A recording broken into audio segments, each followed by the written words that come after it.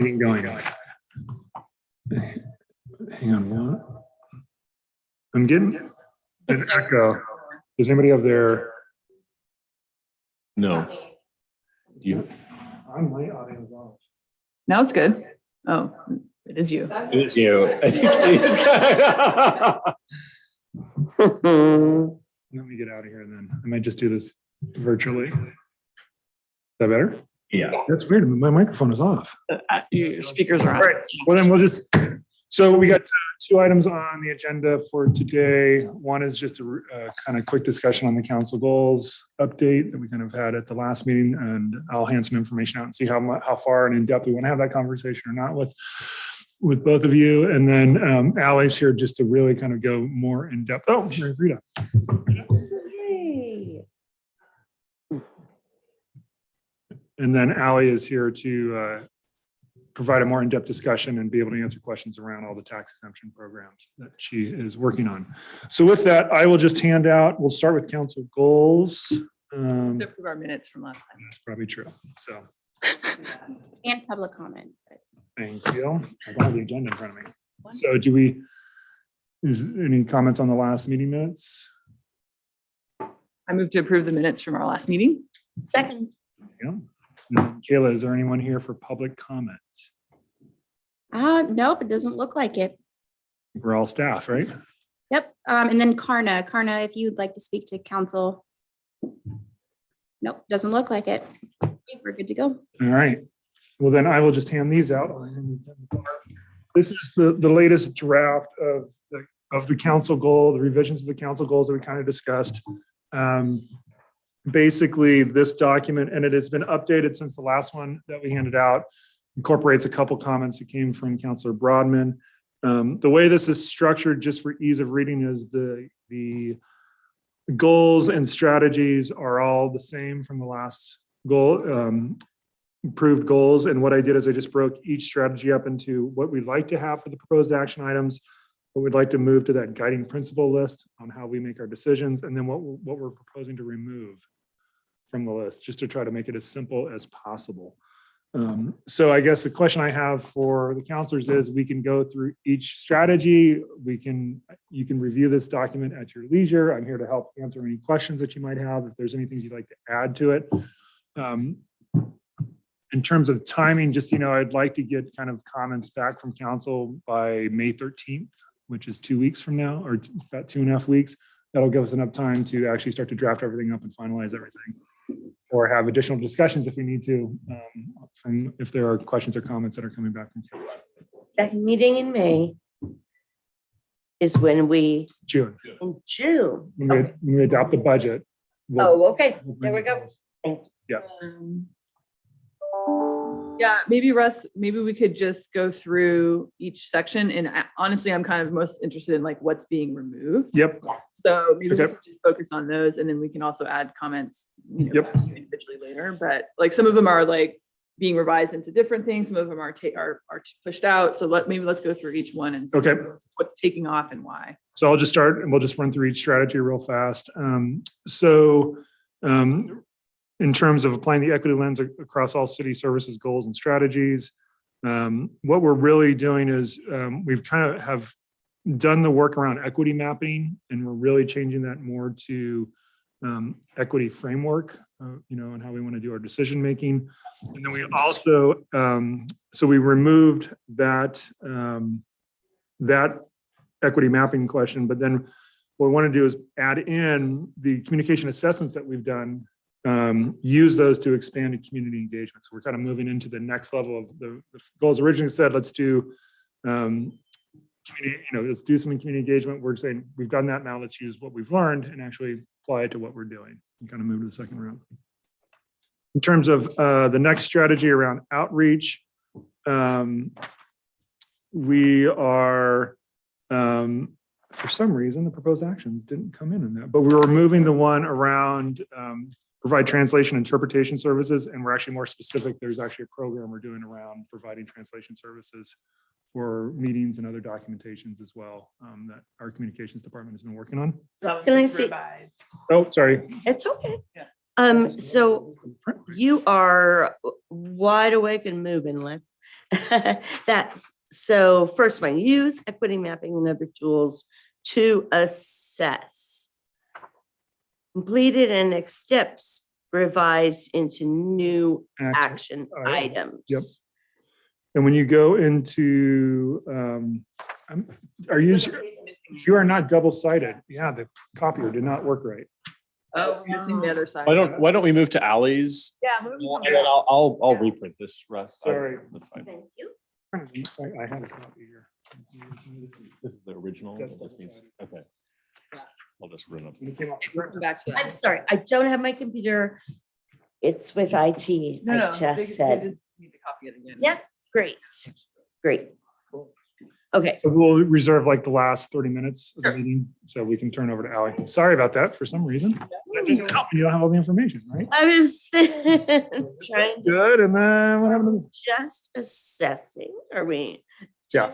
It's like when I turn the page, it didn't read right. It should read a lot differently. And then Ally, where are you? Are you, So, I'm sorry, by that I meant, are you shared prosperity?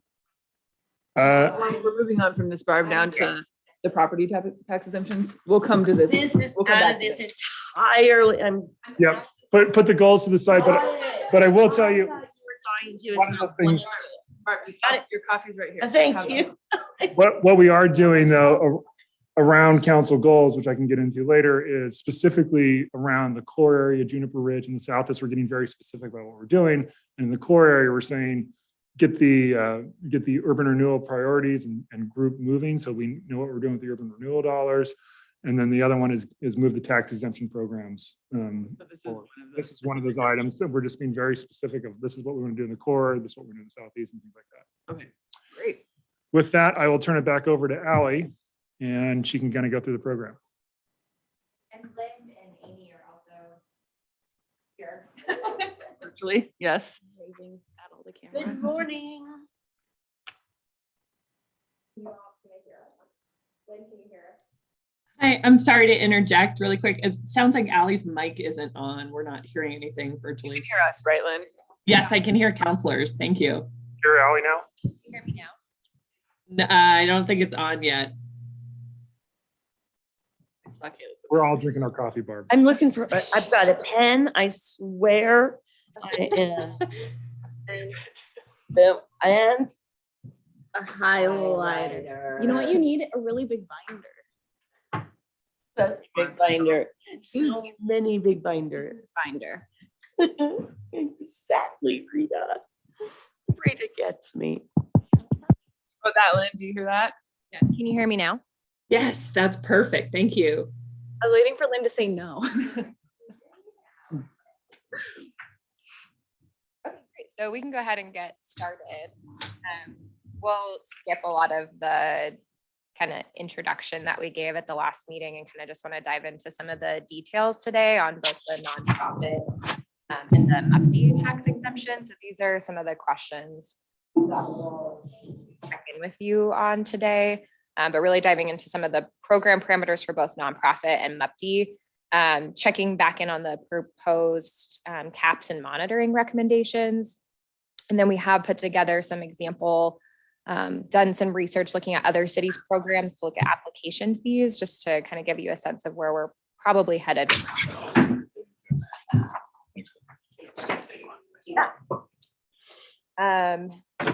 Just a quick the adoption schedule. So today we're at the community building subcommittee. We're planning to bring the nonprofit exemption to you on May 18th. And then we would wait until the June 1st meeting to bring you the MUFD, the multiple unit property tax exemption. And that they both require ordinances. So those do have kind of public hearings associated with them, especially the MUFD program. And then we would do second reading of the nonprofit at the first of the June meeting, and then second reading for MUFD June 15th, and then those go into effect 30 days after that second reading. I wanted to highlight on the outreach that we've done today. So this is our second community building subcommittee on this topic.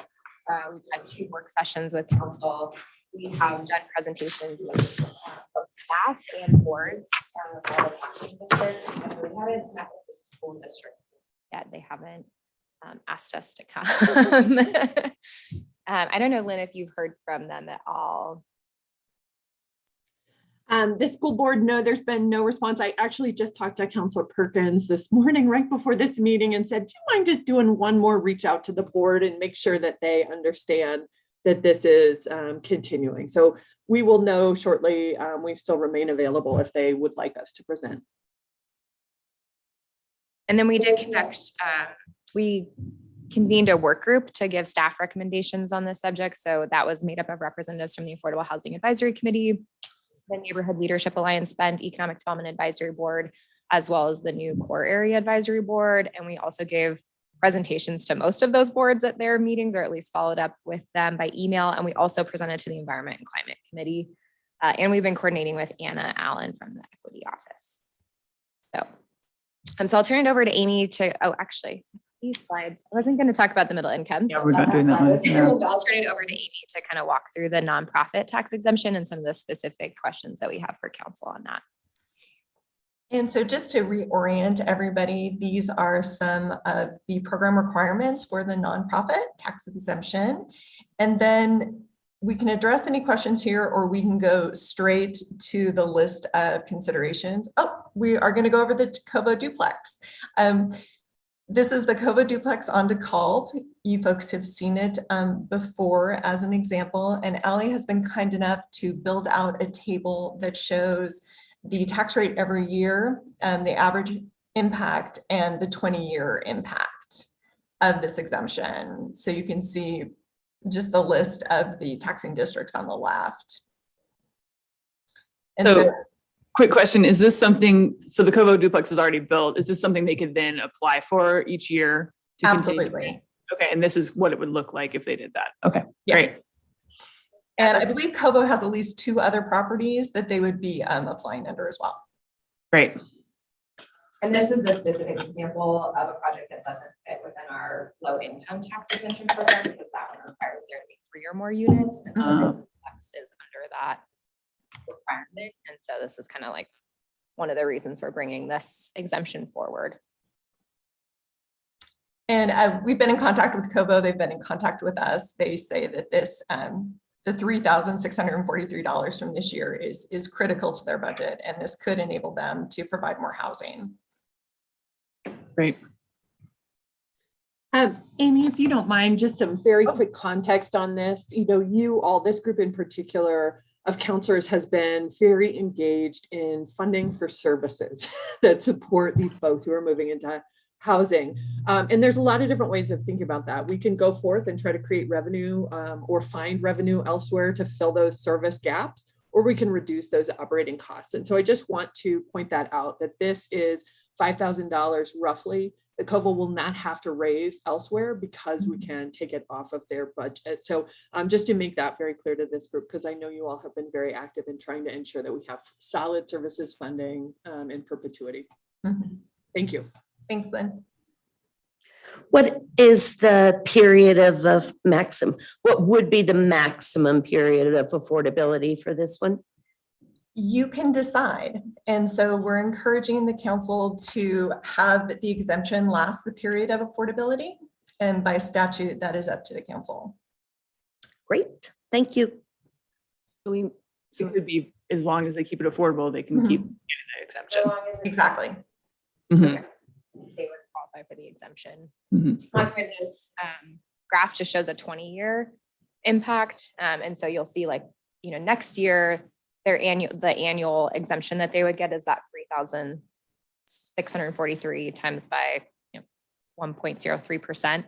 If we have that 3% annual increase in the tax base, over that 20-year period, that average annual impact on the taxing districts is closer to that 5,000, because it's accounting for those taxes to go up by 3% annually. Years, yeah. Mm-hmm. So these are the considerations we're looking for some feedback on today. Limits and caps, whether you want to put any kind of limit on the number of units under the affordable housing exemption, the eligible area, exemption length, as we just mentioned, the bare land holding limit, permitting to reach that 80% that we talked about after the 60% in the first year, and whether there should be a proxy review or if the council would like to review the applications once a year.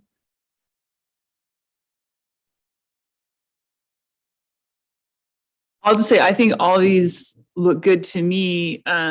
Lynn or Amy, would there be an opportunity naturally each year to hear, here's all the, I mean, it seems like every year there would be, here's all the applications, here's how much property taxes we've already exempted, right? So we would continue to get a snapshot. And if we ever wanted to change the policy, it'd be back in front of us frequently, right? At least once a year. Yeah, and I think we could structure sort of that feedback loop to you all however you see fit, knowing that there's a lot of competition to get on your council agendas. We may do it in the form of consent agenda if you were able to delegate that compliance check to staff. But we would be happy to have you. That way you wouldn't have to make a decision on it necessarily, but could still see what's going on. So I think it's really, do you want to make the decision or not? And we can figure out how to get the feedback up to you if you choose not to make that decision, and make sure that it's still going the way you see fit. Did that make sense? Yeah, that makes sense. I might need more coffee. Thank you. Oh, so yeah, I know, right? Okay, proxy review of application for exemption. Bring potential exemptions before council versus proxy. So the choice would be council or proxy. Who's proxy? That is something the council would decide. For instance, in Cornelius, they delegate to the mayor and then their designee. Hillsborough gives it to housing. I believe Portland gives it to the city manager to make those determinations. And Got it. so there's quite a variety out there. Okay. Portland is weird. Yeah, we have a weird- Portland, we love you. What do we do right now with the low income property tax exemption? Does that come to council? Yeah, I think, or it doesn't, Lynn? What So happens? it comes with the current low income exemption. It comes to council for initial approval, and then staff do the annual review process. It's a little bit different than what's required in nonprofit, because nonprofit is an annual application, although it'll be simple. For low income, we actually just do reviews, compliance reviews per normal. And so it's a slightly different process, but more or less looking for the same information. So housing holds the keys in that case, because we are very in tune with affordability and what's going on with these properties. Can you explain the permitting households to reach 80% of AMI in the second year of occupancy? Absolutely. So when folks go in for the first year, they need to be at 60% of AMI or below. And then in the second year, instead of having to continue at that 60% or below, it can go up to 80%, which is what we'd want to see, is households becoming more stable, being able to earn more income and not lose their housing. Thanks, Amy. One other addition, if it's okay, I'm so sorry. Oh, no, Amy, to Lynn, continue go for to it. jump in, but we've been talking a little bit, and you all made an adjustment to the current property tax exemption we have in place, that low income or qualified one, to allow for something called income averaging. We're getting technical here, but what I will tell you is that in the new federal tax bill in 2017, income averaging was actually created at the federal level. And the premise of it is allowing for affordable housing developers that traditionally are limited to 60% AMI to go up in certain units to 80% AMI in exchange for providing some units at 30% AMI. So by allowing for a little extra income in those 80% AMI units, that offsets some of the additional costs accrued by those 30% AMI units. And as you all know, those are the hardest units to get in town. Those are our service industry workers, minimum wage workers at full time, supporting households, et cetera. And so it's a very, very important part of our population to retain here, but really, really hard to serve because it involves more or less lifetime subsidy of those units. So that is a piece of this as well, is that by passing this exemption with that allowance, that we would actually be also serving, hopefully, lower income folks as well. It doesn't read that way on the face, so that's why I wanted to make sure that that was clear. But we are very slowly going through the process of allowing income averaging really throughout all of our policies. Yeah, sounds like that would be appropriate here for sure. So So just checking in with council, basically you kind of got where the recommendations are here up on the screen. Is there alignment or any questions on any of these items? So that basically this is direction to staff so they can actually get the programs written up and brought back. Yeah. Do we think this looks good? I think it should come to council. I think that makes sense. And I think it looks great. I'm really excited that the work group was pretty in line with how, like, I think of affordable housing and middle income housing is. Or hopes to be, I guess. There's also been a lot of taxing district understanding for this exemption. Yeah. Absolutely. everyone's supportive of this. Yeah. Yeah. Then This one is fairly straightforward. So Thanks, Amy. moving on. Yeah. Thanks, Lynn. Thanks, everyone. other one is confusing. Yeah. Let's talk about it. We will probably want to spend a little more time on the other one to Rita's point. It just, yeah. Let's do it. No pressure out. No pressure. So again, this program, the multiple unit property tax exemption program, this is just kind of some of the requirements of the program by state statute. So again, this program is really intended for core or transit oriented areas. It doesn't allow for transient oriented uses, which basically means hotels, motels, and we're also recommending that we've seen it done in other limit short-term rentals from being able to take advantage of this exemption as well. The exemption itself. So when you get a tax bill, you get your taxes get billed on, or you get taxed on both your land and then the structures.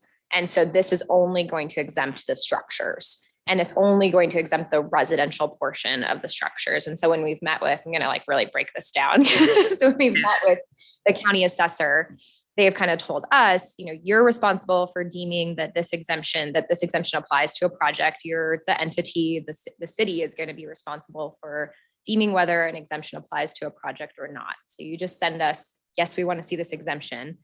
And then they would like to see us kind of break it down by, okay, we think generally the building is about 60% residential and 40% commercial, or something like that, right? And it's based on the outside measurements of the building. So it's a little bit hard. Instead of floor area. It's not really done by floor area by the county assessor. So okay. there's a little bit of like, we're gonna have to do like a little bit of an awkward translating between how a developer usually measures their space and how our assessor's office measures their space. But what the assessor does is they value the building. And so they'll value the residential improvements, and then they'll value the commercial portion improvements. And then they'll only apply the exemption to that residential portion.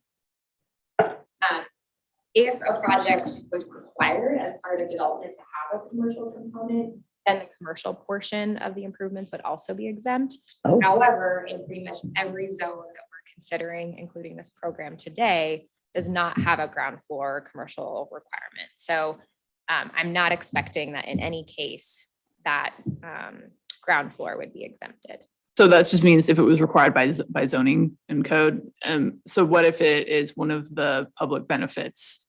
So yeah, the way that if we required that to be. Like if they put a commercial childcare center, yeah. Had to do that commercial component, then we could apply it to the commercial Okay. part, but we're only providing it as an option on our public benefit list. And Right. if you the ground floor commercial is one of 6 options that you can choose. So then we can't apply it.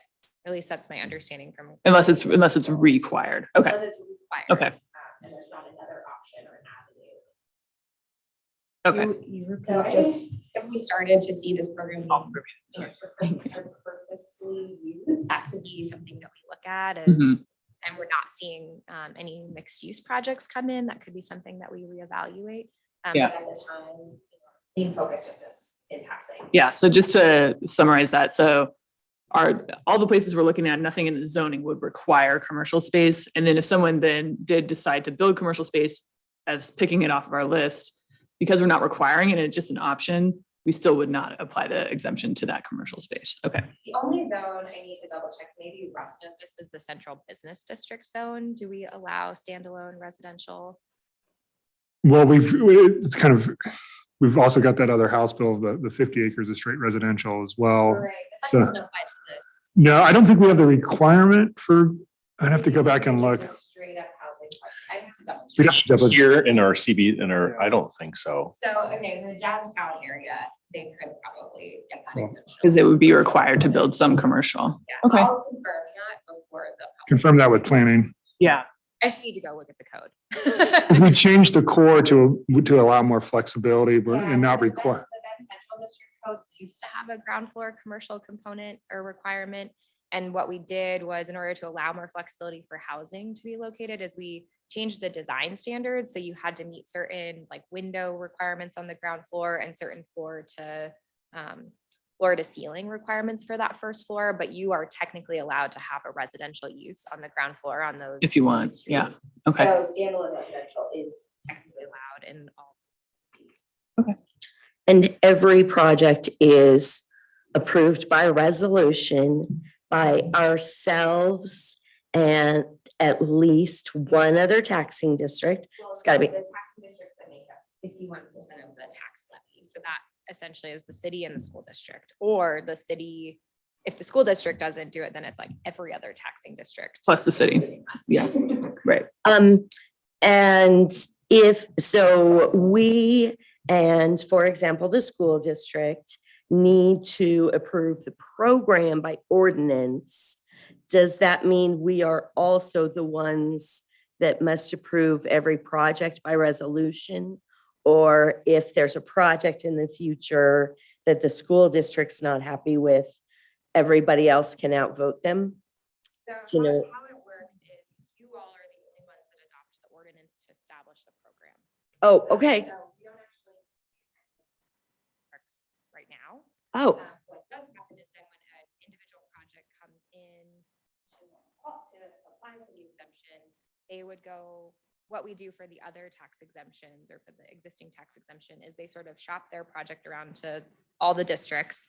Then they go to the school district to get a resolution passed, and then they come to the. oh, So if they didn't get that exemption from the school district, or Yeah. that resolution passed by the school district, if there was a project that wasn't popular or seen as worthy of the exemption, what would happen is only the city's portion of the taxes, if we approve the resolution and the school district didn't, only the city's portion of the taxes would be exempted. And again, it's only on the residential improvements. So it just wouldn't be that valuable of an exemption to a developer. It'd probably translate to like a 15% exemption versus an 86.5% exemption. So does that make sense? They're gonna be incentivized to bring a project that other taxing districts want to support. there you go. Thank you. So as part of the part of the statute requirements for this tax exemption is that you host a public hearing to demonstrate that you are not doing the types of projects that you're hoping to incentivize with this exemption program, but for the exemption. And so this is a map that our Office of Performance Management put together that shows kind of the history of multifamily and mixed use projects in Bend since 2016, when we upzoned a lot of the areas. And you'll see that we only have one project today that even has site plan approval within the core area or entrance zones that we're really considering program. And my understanding is that project is not moving forward, or is at least reevaluating. Probably on a hold. They sold that, since that site plan approval, they have sold that property to a new developer that is also struggling to make something work on that site. So because of it's on Hill Street in the East Downtown district, where the parking requirements are still 1-to-1, and it's a pretty small lot. It's the one right in front of the Bunkin. So it's so small. Yeah. So they're struggling with the parking requirements on that lot. But I wanted to make sure that you all felt comfortable that you could make a determination kind of based on this map. And then what I have been doing is meeting with planning staff to get a better understanding of, are we seeing projects that incorporate energy efficiency? Are we seeing projects that are incorporating, middle income or affordable housing units? I'm not getting a lot of cries like, yes, we're seeing all of these things be incorporated into these projects. So I can have some kind of anecdotal information from our planners about that available for that public hearing, but just wanted you to know that that's part of it. I think even with, I think what a lot of developers are facing right now between price escalation, materials, supply chain issues, getting workforce out there, that their projects are on that kind of razor thin level of go, no go decisions. And they're more focused on that. And because we have not had a lot of conversations around the tax exemption programs, except for some of the bigger developers, but really haven't had specific, like specific requests comes in saying, this is not going to work on just a strict market rate project. They've been handling that in their own offices with their architects and contractors, trying to figure out how to bring the project to market. But we think a lot of projects are kind of on temporary hold right now as they wait to see what's really going on long-term with the economy and the market. Yeah, I mean, all three of kind of the major projects that we've been seeing come into the core area for kind of pre-applications are all running into major issues. So those resources is on pause. The Killing Pacific project is moving forward and they're layering a lot of, they've owned that land for a really long time. So they got the land at a much opportunity zone funding. So really a lot of these projects are layering to anything work. I know even the Corp Pine site, they reached out to me to, can you send me the list of all the multifamily projects that are in the pipeline? I'm like, oh God, don't get cold feet, Well, there are a significant number of potential projects out there in that multifamily range. The one thing that is changing rapidly though is interest rates are rising, which is making home ownership very unattainable. And so that's almost actually moving things back into the multifamily market and making it more attractive to provide more units because that is just so out of reach now for folks. So. This is also one of the only incentive tools that we have to encourage mixed income developments. There's, as Lynn's mentioned before, the state board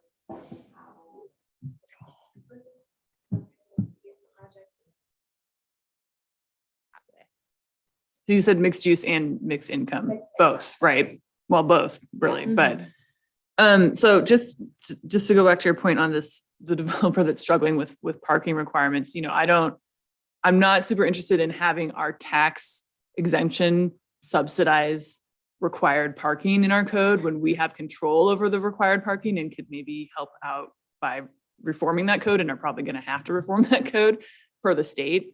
So I just want to be careful that we're not saying we'll offset the cost of the parking we're making you build by giving you a tax exemption. Like that doesn't seem like a good use of this. The east downtown area, the MU zoning could be reevaluated. Mhm. So that's part of the core area project report. Great. Later actions. It's just that capacity and time to kind of get all those things put together, but that's already been identified. As Okay, an good. issue, Yeah. that we should address. I think the big is the public benefit qualifications, that list, like what do we really care about as a city in this program? That's really critical. The first one was nonprofits, and someone could apply for a project that's already completed to get the exemption. What about this one? This one has to be before the property is constructed. I need to double check the ORS, but I'm pretty sure this one's focused on just new construction. That's what I thought. Okay, but I thought they both were, so I was wrong on one. So now I don't know. Thank you. Okay. Yeah, and I'm trying because I sometimes confuse the VHDZ program with the MEPT program. How could you? I know. What? Come on, Ellie. I just looked it up, Ally, and it is new construction only. So, yeah, for Muppy. Thank you. Okay. Okay. So these are the questions. You don't have to know the answers to these because I still have slides to show you what these are. I just want to be thinking about the questions that I will ask. So, are you ready to move forward with the public hearing? First, do you agree to the zones areas proposed to include in the program? Are we missing any or should any be removed? Do you have proposed changes to the proposed public benefit requirements?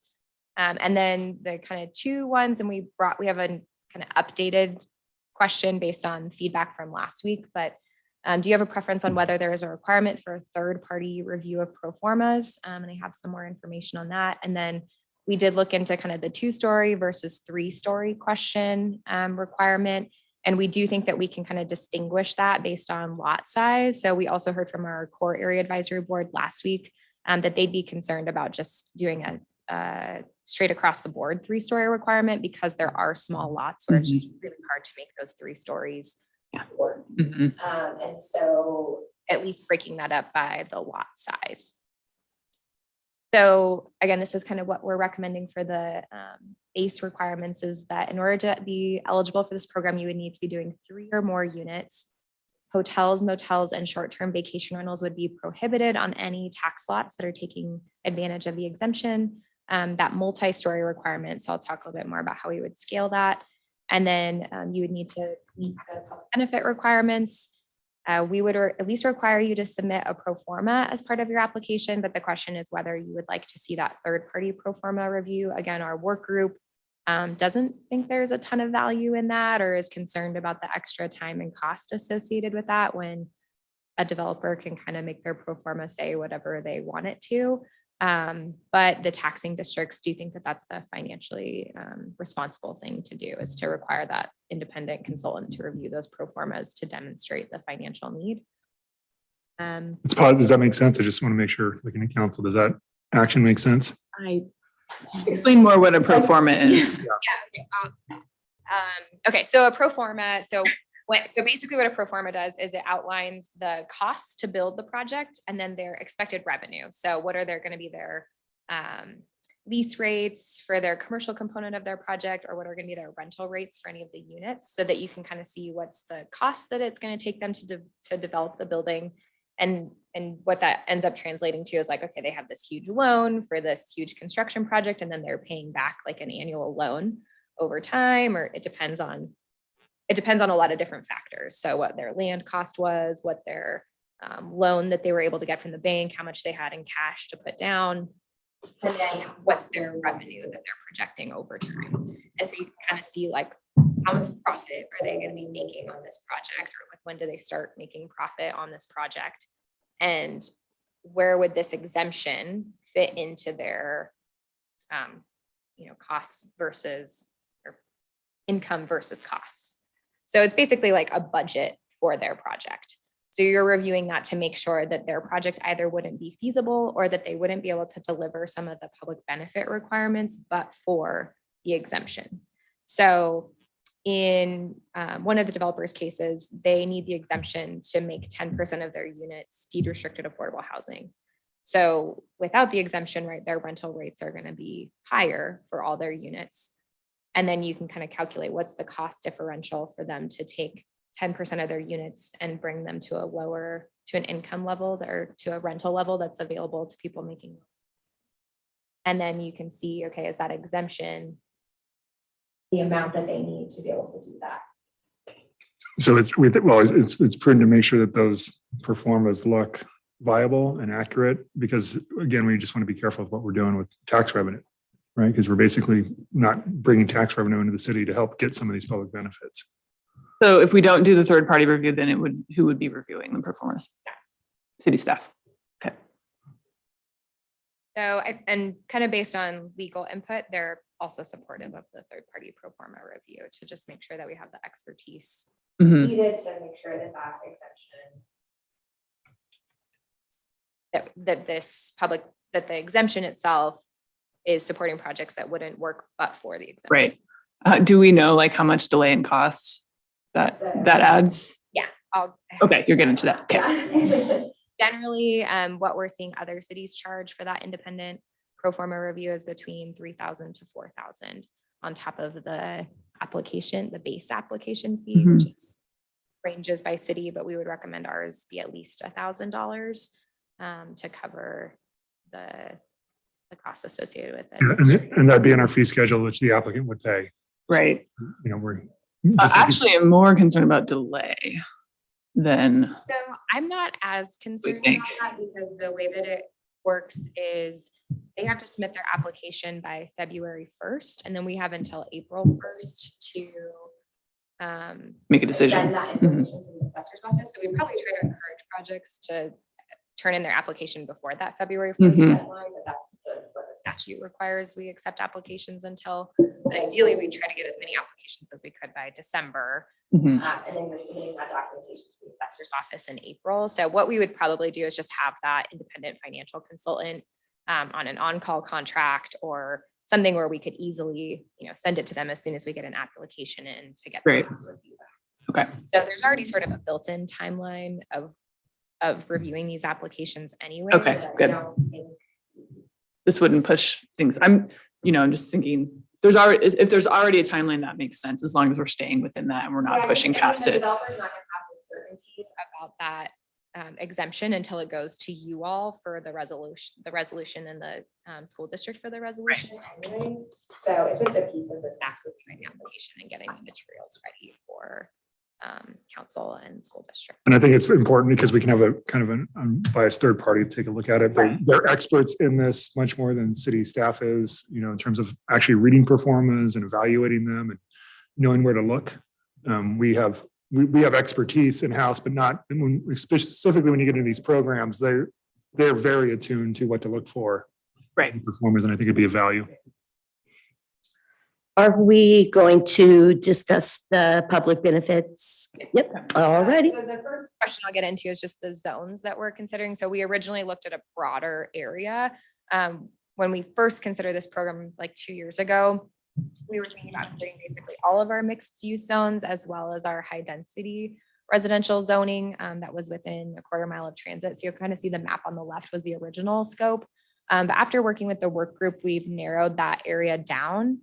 So now we're considering basically just the core TIF area plus the RH zoning that borders it. So the area shown in brown on the map, as well as the central business district, the downtown zone, and then any projects that fall within the HB 3450 urban dwelling site code, which allows up to 40 acres of commercially zoned land within a quarter mile of transit to be developed as standalone residential.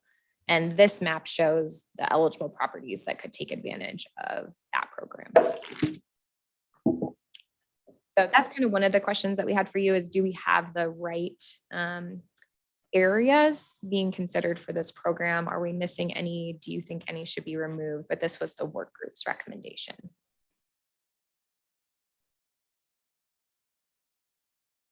That looks good. Oh, I'm sorry. Would you go back? A little slowly. It's not okay. Urban dwelling. Thank you. 40 acre commercially zoned land. Transit to be developed as standalone residential. Yeah, so House Bill 3450 was something passed by the state, was basically allows us to take 40 acres of commercial. Usually if you want to do a project, you'd have to have ground floor commercial with residential above if you want to do it. Yes. In the interest of getting more housing on the ground there, it's kind of a pilot program to say, can we take 40 acres or allow up to at least 40 acres in the areas that Ally has designated there on these major corridors and say, you can do a strict residential project in those areas. You do not need the commercial component. Okay. And so you can go to a CG property and put in a 4 or 5 story straight residential project. Got it. And the 40 acres, is that per project or is that a cumulative total? Okay. So it's a land bank that we would just subtract from as projects. So it could be multiple adding up to 40. Yeah, and in fact, we actually have stipulations in there, and I forgot the exact acreage, but we didn't want to see really big projects. We had an acreage Yeah. size per project to say we wanted multiple projects, not just 1 or 2 to get the 40 acres. That's what I'm thinking too, yeah. Oh, good. Okay. Thank you. Yep. All right, Ally, I'm ready to move on now. Just their areas look good. Yeah, I think the areas look good. So, then this is the list of public benefits. So a development would need to provide a minimum of 3 of these benefits, and at least 1 would need to come from the column on the left. So those priority public benefits include dedicating at least 10% of their units to be deed restricted affordable for that 10-year period, which is the period of the exemption, or at least 30% of the units to be deed restricted middle income, that period of exemption, to include childcare facilities as part of the development, or to do some type of open space dedication or publicly accessible park or plaza space. And I did meet with planning staff recently, and they, I think we need to define that a little bit more clearly so that it's not just like you can put water, like a water fountain or something like that. Like it would be like a certain percentage of the site or the development above what the minimum code development is that would need to be dedicated to some type of public park or plaza space. and then some higher level of energy efficiency or green building standard. And we met with AHAC on this, and they had really recommended that we look at like a platinum or higher certification through either LEED.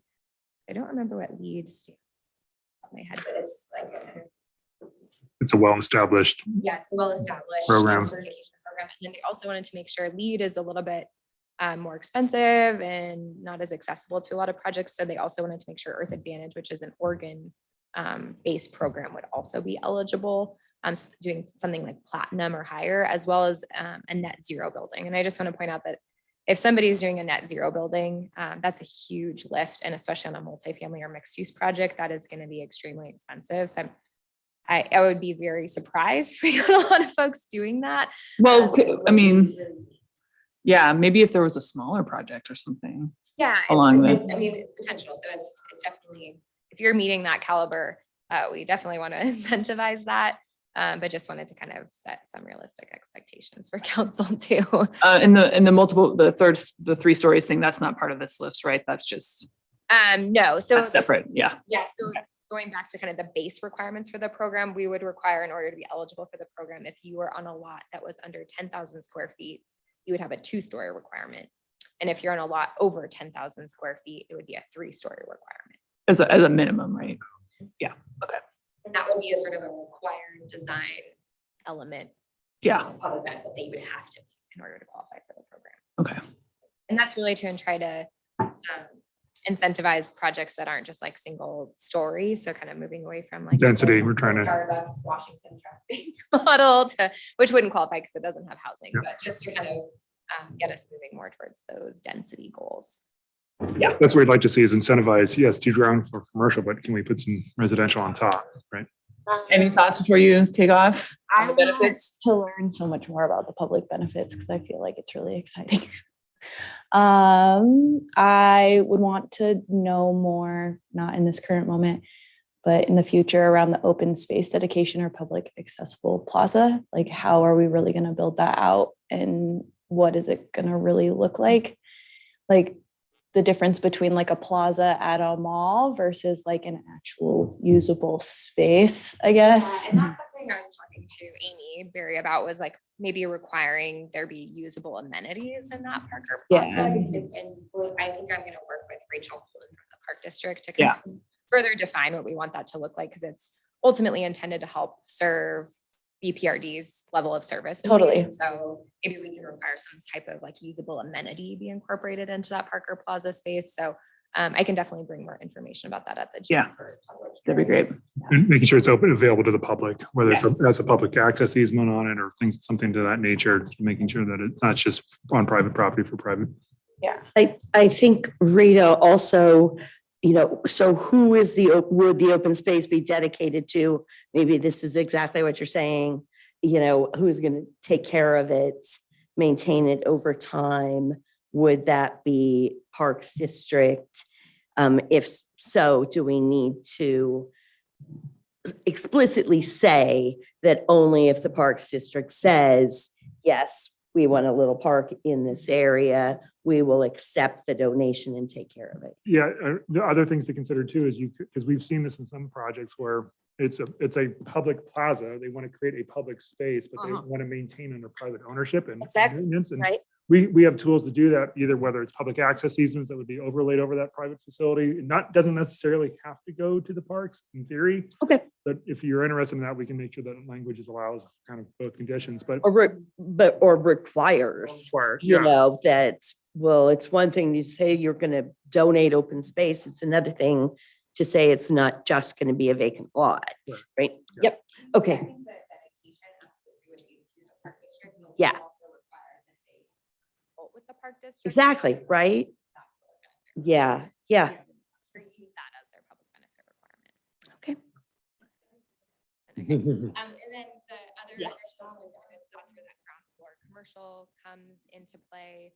If they incorporate transit or mobility supportive amenities. So Yeah, that's we are great. kind of in the process of developing a mobility point program where folks can create the infrastructure for bike share onto their site. So that could also qualify. a displacement plan for existing businesses and residences impacted by the projects. That won't apply to every project if it's like a vacant lot. But if there was an existing business, they would need to kind of describe like what efforts or measures have they taken to support that business in their relocation efforts or try to incorporate them into the new building. For that one, I kind of feel like everybody should have to do that. I don't know what other programs do, but, and maybe we can define what that means, like as far as a plan or information, but I feel like if there is any displacement that's going to happen, that instead of it being an option, I think they should have to provide us with some sort of plan. So. Yeah, and so Eugene's program, they have like an economic impact plan requirement for their renting program. I think it's like a little over the top because then it requires them to submit like all their contractors that they're using for their project and things like that. But I think we could like, yeah, if you wanted to make that a required limit, you could at least have some like justification for why you're getting rid of any housing or businesses or what you're doing to support them. Yeah, I don't know, it need to be like a total economic impact plan, but something to give us information so that we are very aware of what's there and what's going to happen to that existing business or residence, so that can just go into our evaluation. So I think I would take this off the public benefits choice and just try not to make it mandatory, try not to make it doesn't need to be onerous, right? But make it something that they have to provide us that information. Okay. I don't know, what do you think, Barb? Yes, no, I agree entirely. Good. That's the anti-gentrification clause or the, at least, yeah. I remember the conversations About having like, the affordable housing, middle income housing, and displacement be like the priority list at one point. So I think there were conversations and support for that displacement plan. The county was supportive of the displacement plan as well. So I just want to make sure, like on the displacement, because a lot of times you have a business there that, they may have their own business decisions on what they want to do, but that could be part of the plan that says, yep, we talked to them. They did not want any assistance. They've got their own things figured out, but at least you've got it documented that what's going on. And I know there's a project there, but if someone comes in where the Blockbuster is, like we want to know what's happening with the Blockbuster, right? Like, are they going to be incorporated? Are they going to move? Like instead of having no information, like we want to know, right? Actually, because they're running out of their right-of-way vacation exempt. It's a funny story, but so we're going to try to get them like a extension because it's a project, and they're like, Blockbuster is staying. We want to see Blockbuster. Right. And I mean, I think that by forcing them to at least kind of make this plan for us, they may run into, oh, this is a great business that we want to keep, or, hey, this business was already planning to move, so it's all good, whatever. Spoken Moto is saying they are trying to find a home for Spoken Moto. Yeah. So I think at least conversations that they've had. Right. So we know that that's occurring. There, you could also get testimony from those groups. Right. Yeah, they could say, hey, and they're cool. Yeah. And then, so we wanted to provide like two levels of the energy efficiency requirements. So if you meet like a net zero or LEED or Earth Advantage Platinum, you would kind of be in that priority list. But there's also other kind of lower levels of energy efficiency that we also wanted to incentivize. So those are right list. I wanted to, especially for projects in the BCD, there's potentially a lot of environmental remediation, which is expensive. So wanted to incorporate that as an eligible public benefit as part of the list. If you're doing parking on like a structured parking, if it's wrapped, that's obviously something that we want to try to incentivize. And we've seen that in other cities' programs. Can you just explain what you mean by wrapped? Yeah, so you'd have uses. So when you're like walking by the Garage. You're not like staring at just levels of concrete parking. You have some sort of retail component. So our downtown parking district has the wrap around the garage.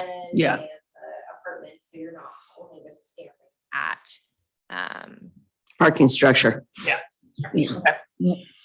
Providing common meeting rooms open to the public, since that's a need that we've identified as a community. If you're doing any recreation or art supportive facilities within the development, if you're treating more than a 25-year stormwater event, so we do require that you treat or develop your site to accommodate a 25-year storm event, but we do have a stormwater program that tries to incentivize people to do more. So a 50-year stormwater event, a 75-year stormwater event, or a 100-year stormwater event. And so if they were going to try to do that, that would be something that we would try to incentivize through this program. If you're doing electric car charging stations, and I did work with Cassie on how we would define that. Mhm. And then this was something that the neighborhood groups are really supportive of, was requiring some sort of like native pollinator friendly or waterwise landscaping. I will say, like, this is not a very high caliber public benefit to me. So I could see a lot of developers kind of Yeah. advantage of that one, Mhm. but we don't have really great landscaping requirements today to kind of move folks in that direction. So Mhm. that would be if you wanted to kind of take an easier one off the list. But I will say it's kind of nice if we're requiring 3 from the list, to Right. have some that are a little bit easier to me, especially for projects in the BCD, Mhm. where we're really trying to incentivize housing. Yeah. And I think we could define that if you're interested, define that better, because you have the landscaping that's in the right of way and then landscaping that will be in theory incorporated to the building. But you're in a very dense environment, right? So you're not going to have a lot of landscaping area down Yeah. there. It's just something to figure out how we would. Yeah, like in the BCD, it's only 5% landscaping. Yeah. Do we still have street tree requirements in the BCD too? Yeah, okay.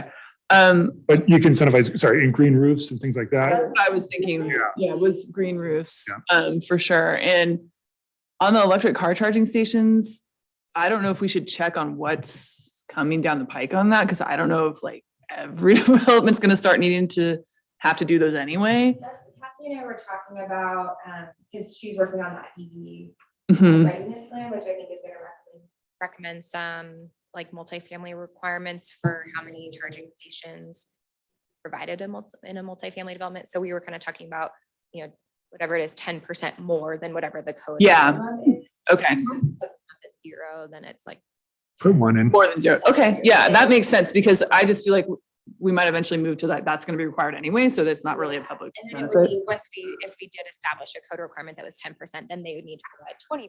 to get the, that makes sense. But I haven't, because I think that standard is going to change in our code over the next couple of years. So having something, just like Ali said, if like whatever the minimum is, if you're 10 or 15, 20%, whatever over that, then you qualify. Yeah, and I don't know if you're gonna put it in the mobility of supportive, but like, like covered bike parking or locking bike parking kind of stuff. Again, above and beyond the usual stuff, I think is a public benefit.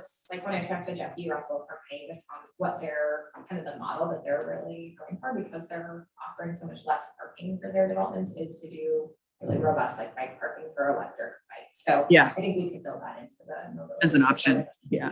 Even having like electric bike charging areas within your building. I mean, Right, that's all, exactly. you start thinking about how people can't take them in their house, right? Or their apartment. So what do you do with it? Yeah, great. The first one, the nonprofit, it was required to be near transit. Yeah. No. Oh, okay. This one required to be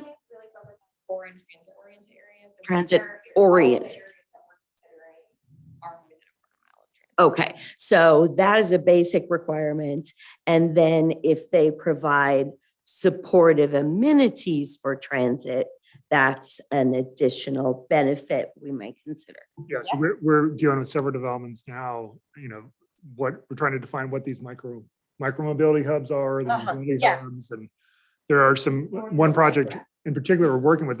We're trying to get them in conversation with CET right now, because there was some definite synergy that could occur there, and this could incentivize them to say, yep, if you could do a mobility hub, if you had bike parking, if you had these different elements in there. Some car parking, say for jurors that were going to the district court. No, what is it called? Yeah, not our court, right? Downtown, and there could be housing above it and a rooftop garden above that. So that's why we just want to make sure that we're. Bill? And yeah, and I think we're doing that mobility hub feasibility study, so we're Great. getting a better understanding of where all of those elements of a mobility hub that we want to incentivize. And these levels for energy efficiency did come from that discussion from the Affordable Housing Committee. I did not understand the difference between LEED and Earth Advantage, but they had very different, this one is too easy. Everybody gets, this score, don't give them, was the discussion. This is what, Exactly. Yeah, with good reason. So The nice good. thing is is very distinct criteria and Exactly. robust criteria that you need to hit those And certifications. these are the ones up here that are being recommended to us now. Great, thank you.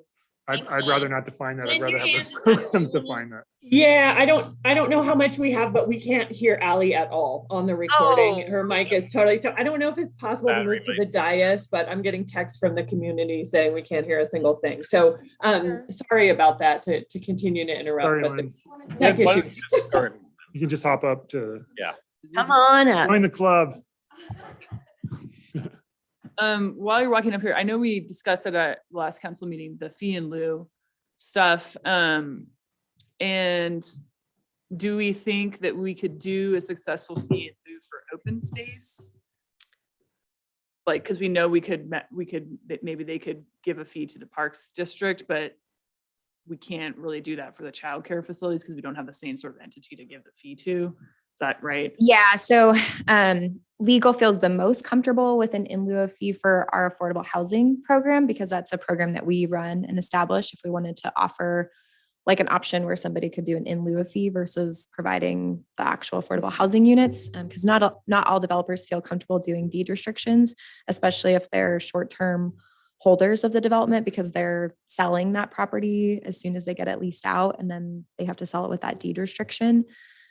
They feel somewhat okay with looking into the open space in lieu of fee. And I think that one provides a lot of value because there are so many small lots in the core area that are not going to have the space or ability to meet that public benefit requirement. But the Park District is, actively has a defined project in their SDC methodology that they want to invest in a park in the central district. So we could it's a little bit easier and we could develop an IGA, but it's definitely a lift for legal. And for staff. So I'd probably recommend that we develop the program without the open space fee. And then if you want us to work on building that, it'd be sort of a maybe next year implement it. But I do think it would provide value. It's staff time and resources. On childcare, we don't have a program. Yeah, there's just no program to. Yeah, and then childcare probably provides the most benefit for figuring that out, but we don't have any established program or the city, we don't offer childcare at all. So it's just, that would be really onerous to figure out. Yeah, I'm interested to hear that about a fee in lieu for affordable housing, because to my mind, we want to encourage there to be affordable housing mixed with the other types of housing that is in this area. And I don't know if I necessarily agree with letting people donate to our affordable housing fund basically, and then not build any affordable housing in this neighborhood. I'd like to achieve the mixed income results. So yeah, it sounds like for all the fee in lieu, I would say let's just wait on all of those options, but yeah.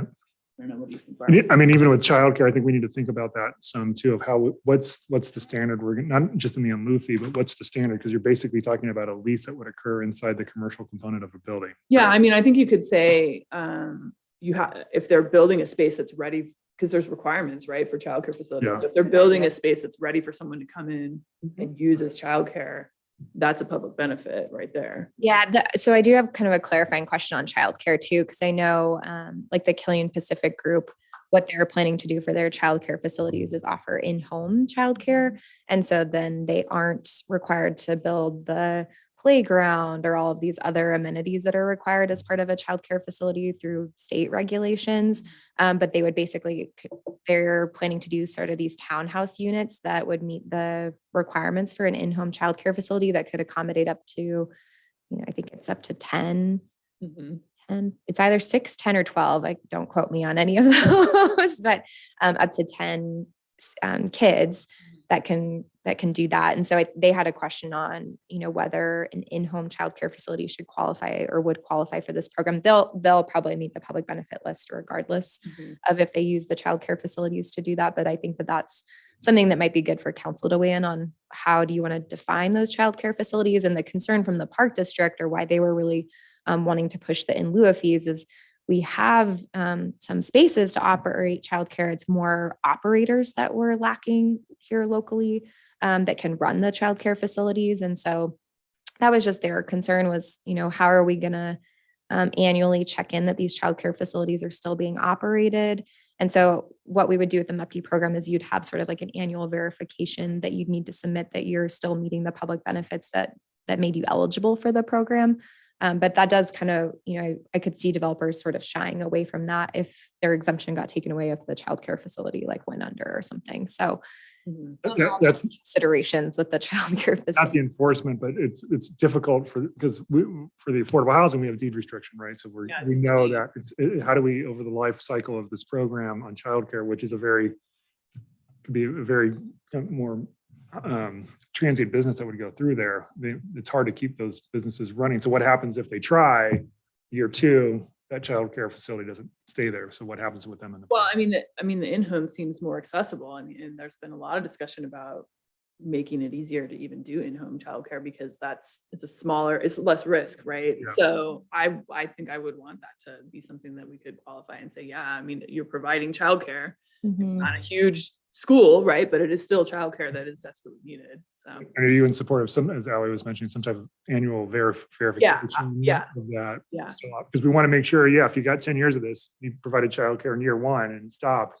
then your exemption is. 'Cause I know what Killian's looking into is like one of their deed restricted affordable units would be offered to the childcare operator. So they'd have housing Beautiful. and then be able to operate the childcare.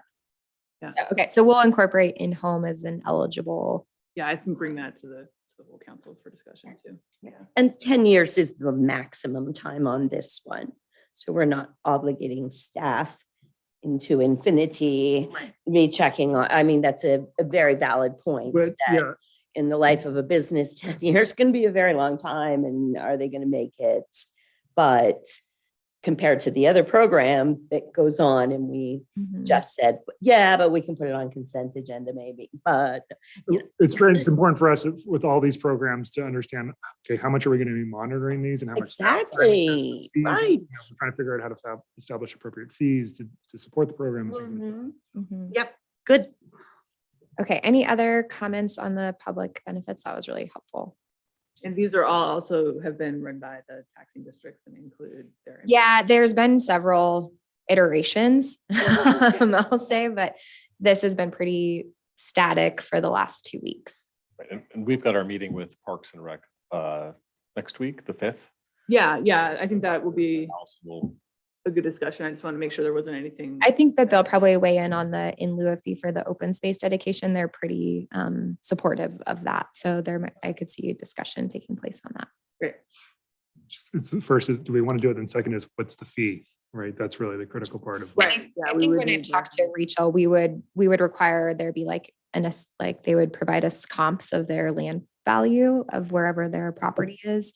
And then they would pay us like a certain, let's say it's like a 5% requirement. So whatever their total acreage is or square footage of their site, 5% of that, they would give us, $50 a square foot for that amount. Okay. So I did want to kind of give some examples of the financial impact of this, particularly on the core TIF district. So this is that Killian Pacific project. So this is probably like one of the largest projects that you'd ever see take advantage of this, any single project take advantage of this exemption. So this is a 6-story vertical mixed use project, 312 units on a 5-acre lot.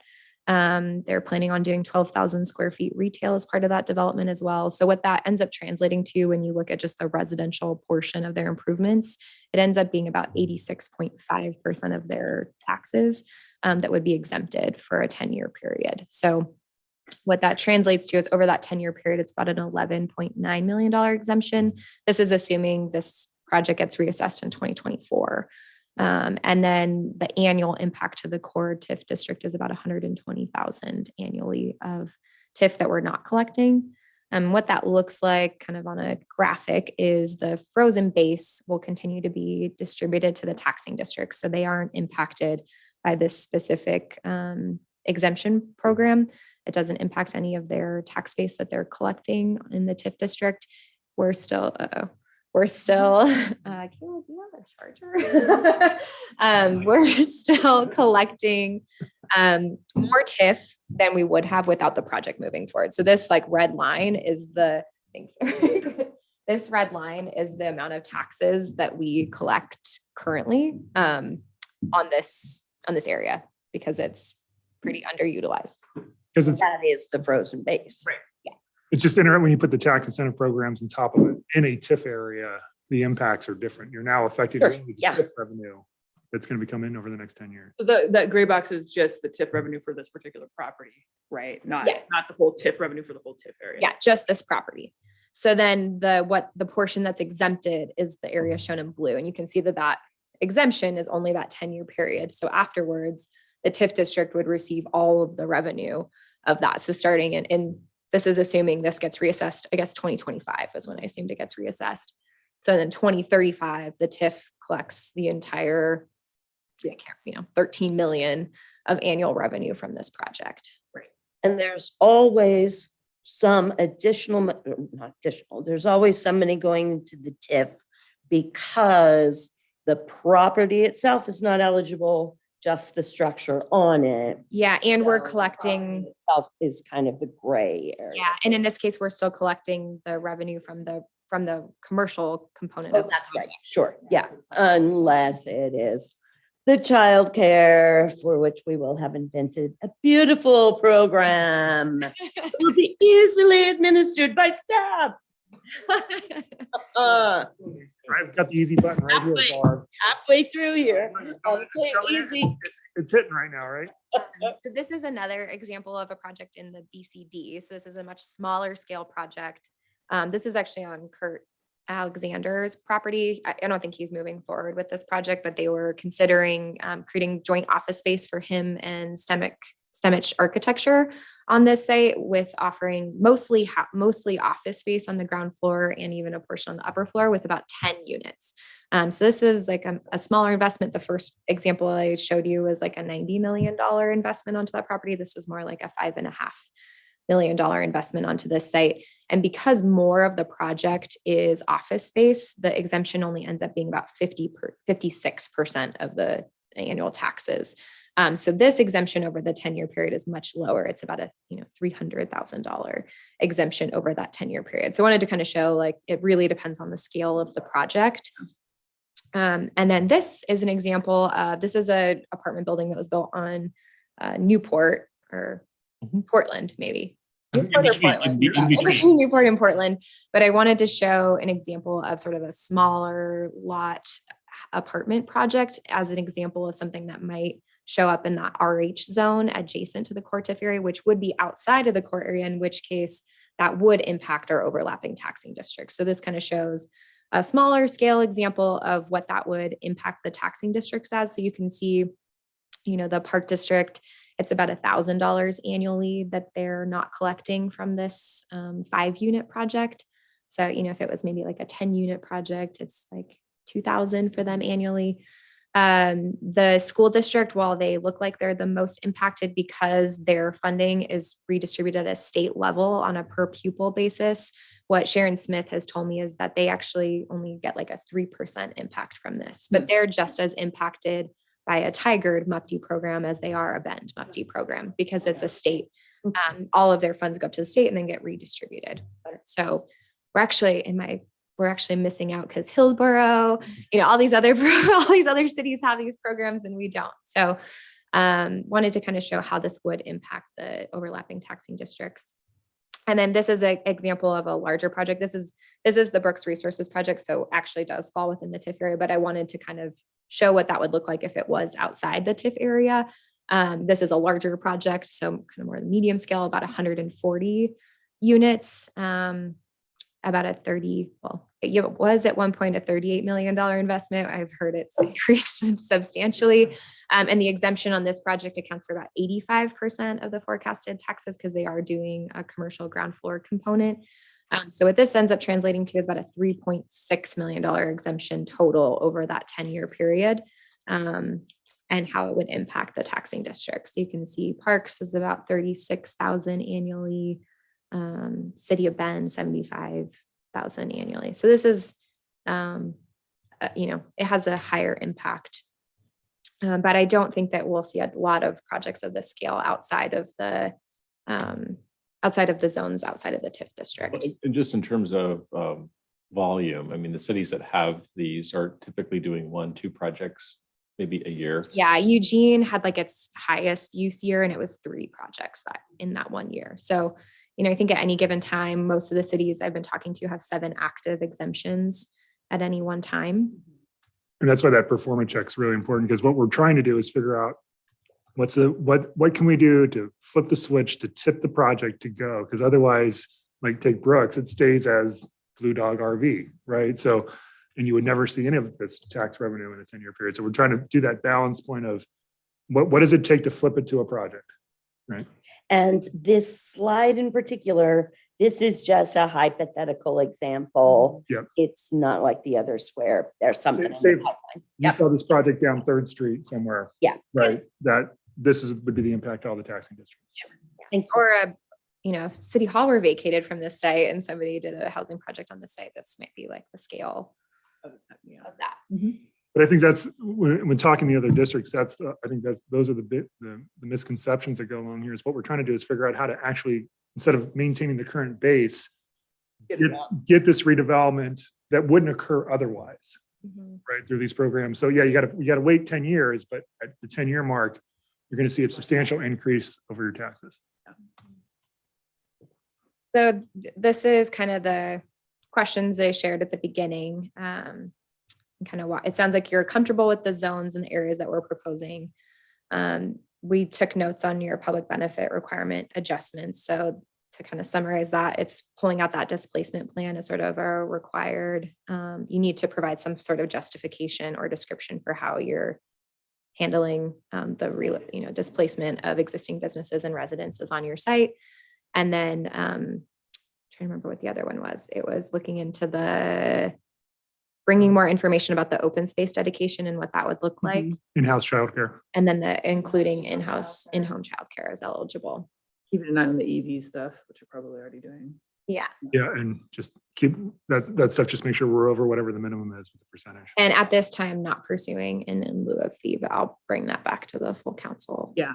So maybe wait on that. It sounded like from the conversation that you might be supportive of that third party pro forma review, having that independent financial consultant. And I have a slide that talks about what that extra cost is going to be, but it's generally about $3,000 to $4,000 more on the application. Yeah. After hearing about the timeline stuff, I'm comfortable with that. Yeah. I don't think it's going to cause additional delay. So, go ahead. Sorry. It's all right. The first one, I would just answer a question with a question. What data or information is required to determine the eligibility for a MUPD? So if I heard correctly, you've got to make the case that it wouldn't have happened without the exemption. So is that some sort of report on the area that there has only been this much housing whatsoever? It's their performa, really. It's right, kind of like, think of to me, also the performer is like, give us the business case of why you need it. Yeah, okay. And that is your budget and other things going, market, what it's incumbent on you to show us that you meet all these requirements and that this program is needed to make your project move forward. Mhm. We would develop some findings as part of the ordinance, Barb, that you would all need to feel comfortable with, but that we would generally say, we've looked at our mixed use and multifamily development since 2016. We're not seeing this scale, the type of scale of development that we've been wanting to see in this area since 2016. And we can give the specific examples of, we only have one project that's approved for land use approval that's not moving forward, rising construction costs. And then we can also include kind of anecdotal information about we're not seeing projects that are doing mixed income. We're not seeing projects that are doing energy efficiency requirements. These are all needs that aren't being met with development today. And you kind of answered a question that I didn't ask, but was hidden in there. That, we don't have to go back to the history of the city. There has never been an apartment in this. It's since 2016. It's since the most recent thing that we did to try and incentivize this kind of housing in this exact area. It didn't work, in a way it didn't work. It's still not enough to tip that scale. And so on that pro forma, on that, report, it's since 2016. additional actions since then. Oh, okay. 3450, which We should- we've done that. We've also did some, there's some other work that we did kind of tune up in the cores Yeah, around the BCD code changes. changes, and we did reduce parking requirements. So we've done Yeah, some things right. Even since 2016, and Sure. still haven't really achieved the results that we're looking for. Okay, good. Thank you. Wait, was this not working? Oh, did we lose your, Charger works for my computer. that outlet might be, One of. I'm happy to, Allison. Can you get the presentation up? Lynn may be able. Lynn, do you want to, do you mind sharing the presentation? Thank you. I'm sorry, which, is it Ally's presentation? Yeah, I don't know that I have that unless it's, Ally, the link It's for in- that. It's in the tax exemption SharePoint. I don't know if I have access to that. Do you? Have to go back to the No, whole you revision. don't. Council website. Yeah, because I just wanted to see the slide on caps and talk about that, but yeah, I would include a finding about HB 3450. Then also check the last council meeting to see if it was posted, because they'd be there. We have some down here. Making sense? Allison, do you want to just trade places with me? Sure, I guess. Yeah, because it worked. It worked here, yeah. Oh, there you go. Okay, I guess I should have checked that. Did you find it, Lynn? It looks like it's not on. Amy, do you have it in front of you? I think Since it's in here? I was just looking at the council page and it's not on there from the last one. So Oh, Amy's got it. Okay, here we go. thank you. Do I have it up? Yep, Can you it's put up, it in Amy. Presentation. Just put it in present mode. Amy, can you drop it in presentation mode for us, please? Thank you. Oh, geez. Okay, you gotta go like 20 slides ahead. Because this I'm is, back in action.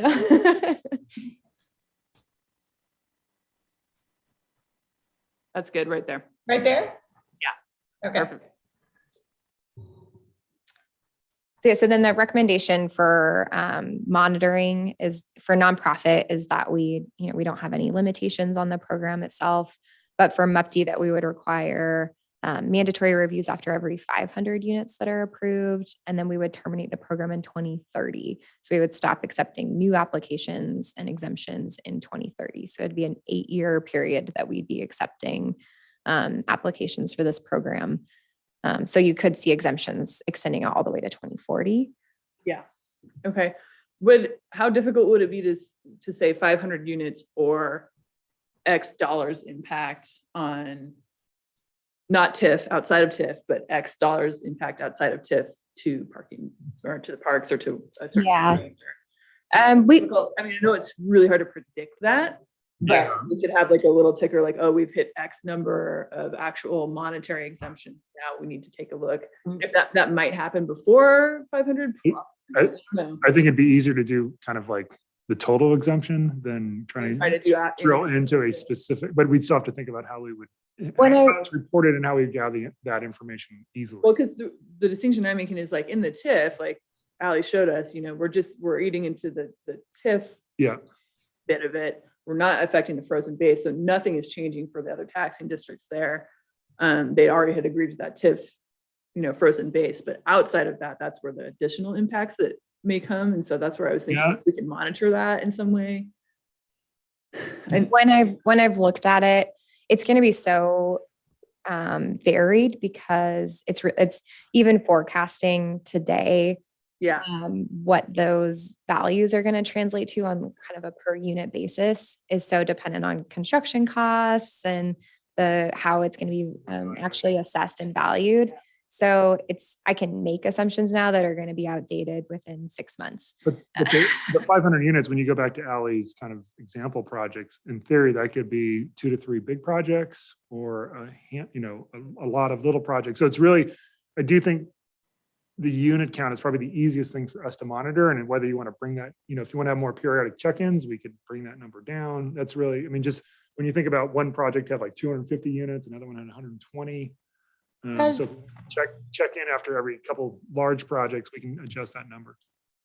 I was But- gonna, Counselor Keeper, does it help to create a difference where, say, we set a unit cap outside of TIF that is much lower? It sounds like that is the main area of concern. So rather than just saying 500 units total, if we say once we hit 100 outside of TIF, breaking down by geography, does that make a difference or? That might be helpful, or should we just look at this every year and say, get a summary of the projects or something? So like that? I did want to mention, we kind of talked to legal about how this would mechanically work. If you don't build in something in the ordinance that says like, we won't accept new applications after 500 units, like let's say year one, we exempt up to 100 units or something. And then year two, we get 2 applications that total over 400.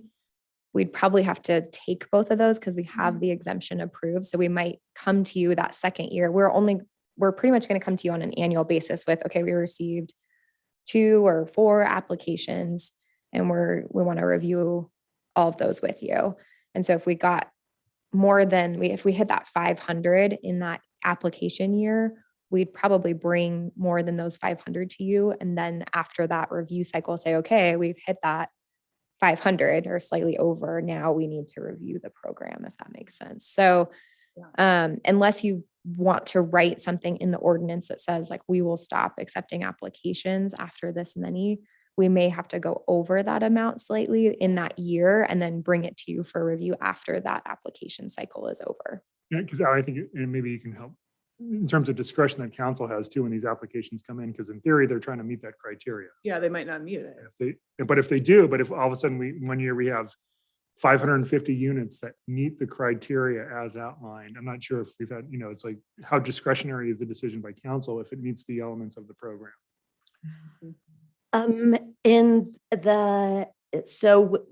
With SDC exemptions, for example, for affordable housing, the Parks District wanted there to be a cap, did set a cap.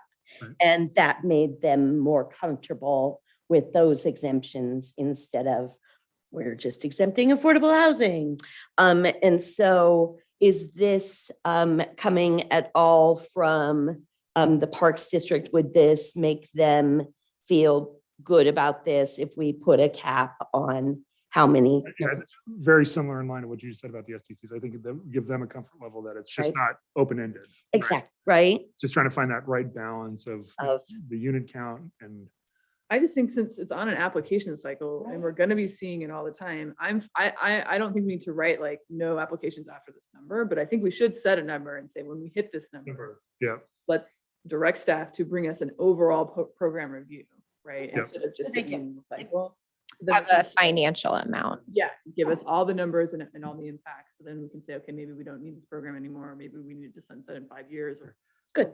I just want to make sure, like, if you're in that decision process where you hit that trigger of 500 and it's that year, you may be authorizing more than 500, but then we're going to adjust it the following year, right, as we go. Mm-hmm. And again, these are the ones, every single one is adopted by resolution.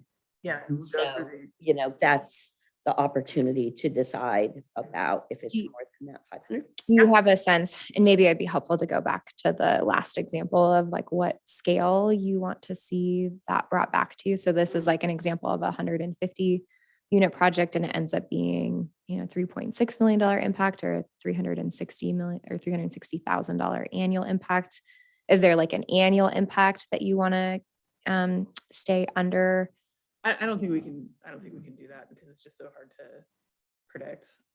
Like you said, any number you make now is not really going to be accurate in 2 years. So I think the unit count makes sense. Let us work with legal to figure out, just like systematically, let's make sure it makes sense of, how we would bring things forward, how we'd ask the question and bring that update to you, when we would bring that update to you in preparation. The other thing too is maybe we should put 500 units or X years. Like what if in 5 years, we've actually not successfully had a project go through this. Yeah. Or maybe we need to put that at 2.5 or 3 years or something. So I have built in like every 3-year reviews as a requirement. Yeah.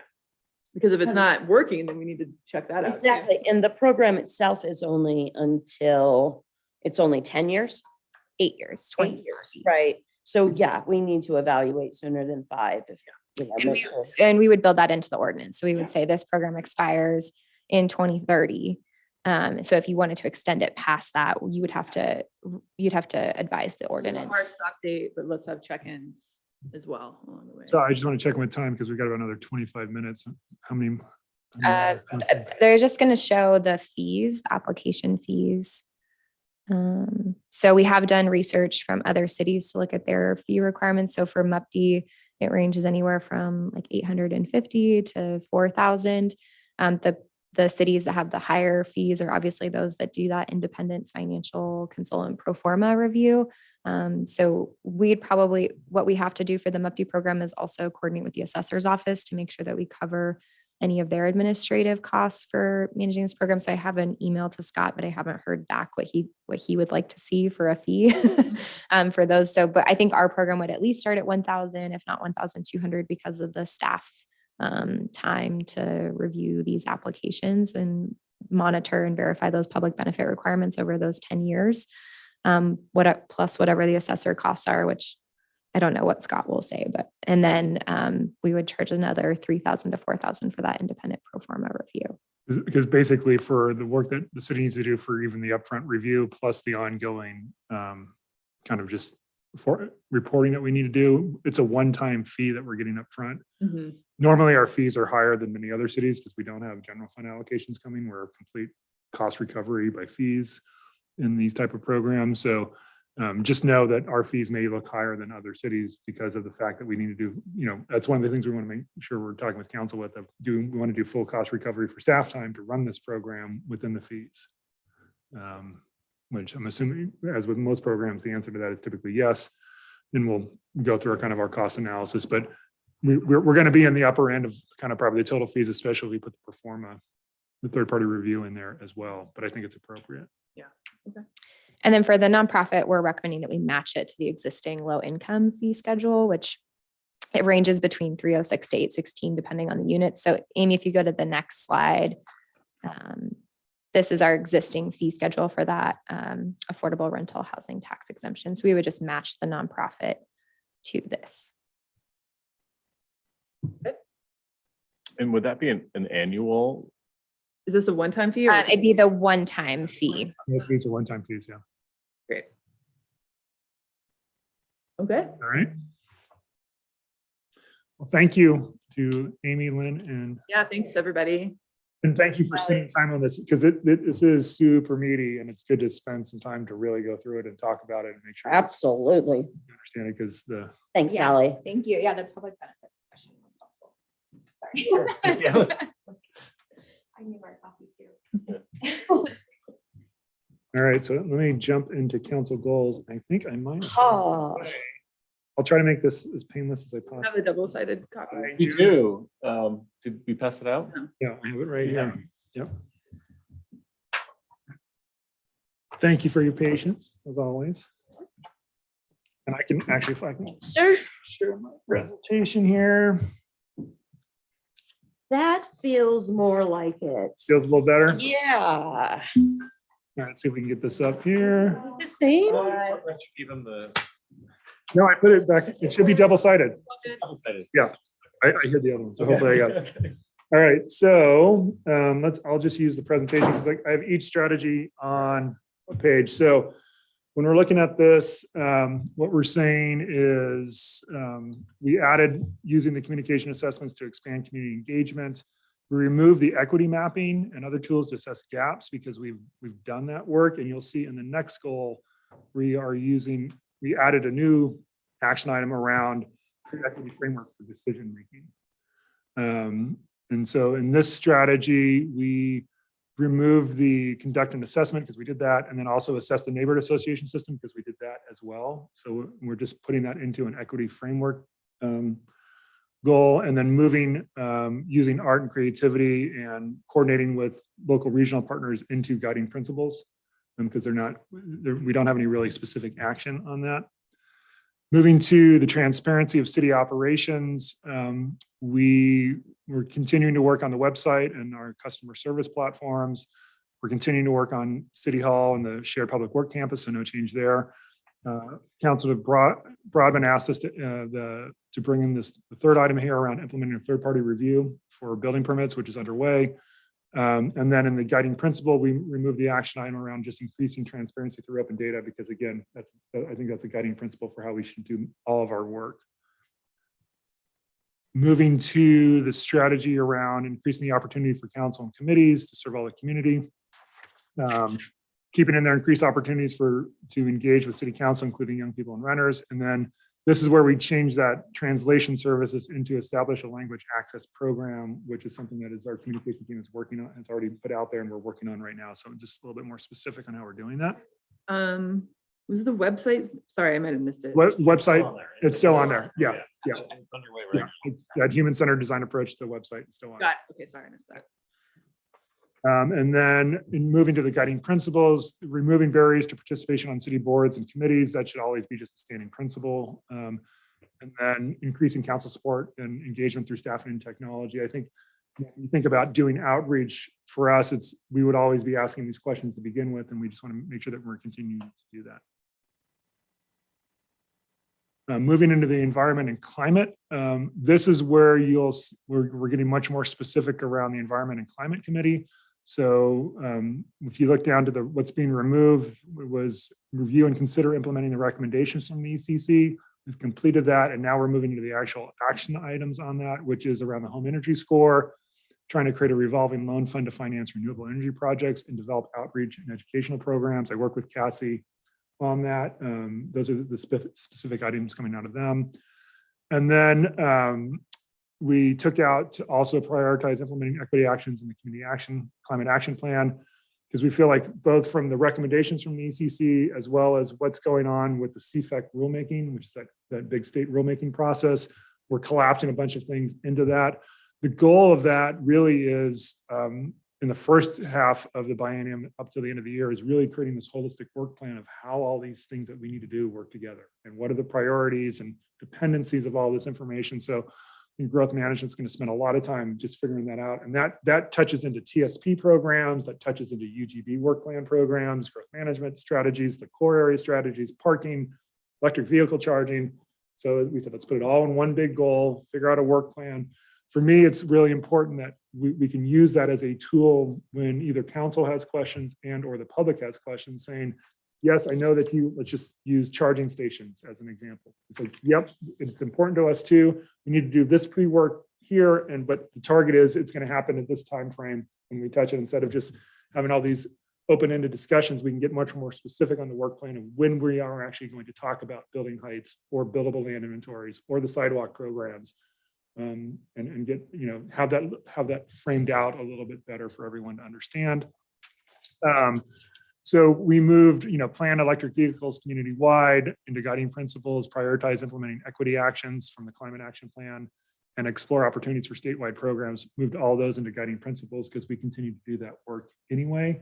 And just really trying to focus on the action items that we had above. Moving into implement the city's internal strategic energy management plan. We're going to remove the reduced carbon emissions within the city's fleet and actually put in an action item around implementing the fleet pilot program to evaluate buying EV and hybrid program vehicles. We're also looking at other fuel sources, biodiesel and other things like that to see if that is a possibility. And then in the guiding principles, we'll continue to pursue opportunities for renewable energy and design on city properties and facilities. We always do that already. And then purchase renewable energy for all city facilities where feasible. We'll continue to do that as part of our principles in terms of ongoing operations. Again, if you feel if any of these are of critical importance to council and you want to move them back up, we're more than willing to do that. This was just that when staff was looking at it, trying to figure out like what's a true action item, this is how we were breaking things out. Through preserve Ben's natural environment, including clean air and water, wildlife, and trees. So we did keep the action item in there around reviewing the tree standards for tree protection. We believe if council is still interested in doing that, once our planning group gets through their current code updates around the shelter code, as well as there is a middle housing code package that's coming through as part of a state bill that's required to allow platting for cottages and things like that. once we get through that, we do believe there is a window of time that we can start to have discussion around trees if council wants to, prior to all the climate friendly and equitable rulemaking requirements that are going to be coming. It's going to take us a little bit of time to work through what all this means in terms of that program before we actually bring code updates. So we believe we can get Pauline working on that tree protection discussion in that gap of time, which would really be kind of summer into fall of next year, of this year, sorry. So would it make sense to do that instead of putting that into the work plan for CFAC? Because I know there's rules about trees. It's a question of what I think one of the things we kept it on here because the first thing we would do is we'd have a work session with council to saying, okay, how do we want to frame this discussion around? What are we trying to achieve? Because we have what we're trying to do in the core area, that might be part of the CFAC program. Do we want to talk about, general subdivisions, which would be outside of the core area and potentially the climate friendly rulemaking process, or does it need to be embedded into that overall work plan right now? Right now, I can't answer that question, but it really depends on what are the concerns of council around the tree protection standards, and where do we want to have the discussions? And I think that's the first step in trying to figure out what we want to do there. It could be lumped into that. We don't know yet until we get this understanding from what you're interested in terms of scoping. Yeah, well, if at that discussion, we can have an understanding at that time, the CFAC rules will be done of all the stuff that touches trees and CFAC and see, is this going to align with what we already thought we wanted to do, or do we need to do something different? Right. I think that would be the starting point. So that makes sense to me. Our concern is for the trees on the COID property. Well, that's where we want to make sure, is it when a subdivision comes in, because that may not necessarily be specifically outlined in the CFAC rulemaking, like for residential single family subdivisions. And then we want to have a conversation because there's no easy answer to whatever the solution set is. You're not going to find something that appeases everybody in terms of achieving density, keeping costs low, and protecting trees. It's trying to find the balance. Where's that balance point of all those kind of opposing forces? And we want to have, those are the kind of the high level conversations we have with council to make sure we understand what we're trying to achieve if we do look at different codes and bring something forward. So. Thank you. Yeah, because we know it's a discussion in the community, so we want to make sure we're tracking the right way. Yes, it is. Yes. Very much so. And then we kept the water conservation action item on there because that will be a significant topic going through the summer. As you know, the governor just did the drought declaration for Deschutes and other counties.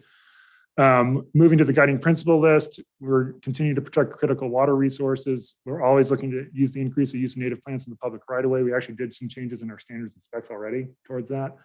And then we can, reduce pollution of bins, air and water. Again, we feel like that's a guiding principle. And we kind of revised that one removal there around conservation.